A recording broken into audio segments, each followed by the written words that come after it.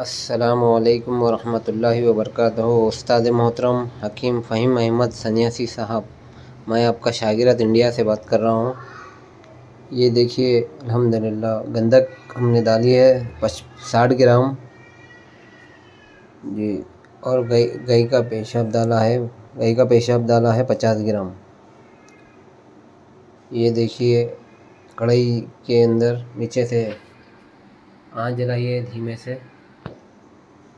कढ़ाई में रेत डाली है, रेत डाल के ये स्टील का कटोरा में हम इसको गाय के पेशाब को धुआं बना के उड़ाएंगे। धीरे धीरे धीमे से चल रहा है, ये हल्लू से चल रहा है स्टोव।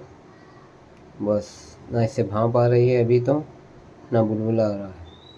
तो इसका मतलब हम समझ रहे हैं कि ये आँच बरोबर है, ज़्यादा है ना कम है। देखिए धुआं भी नहीं आ रहा जी। गर्म तो हो गया है, ये हिट तो हो गया है जी। बस कुछ वजाहत कीजिए हकीम साहब।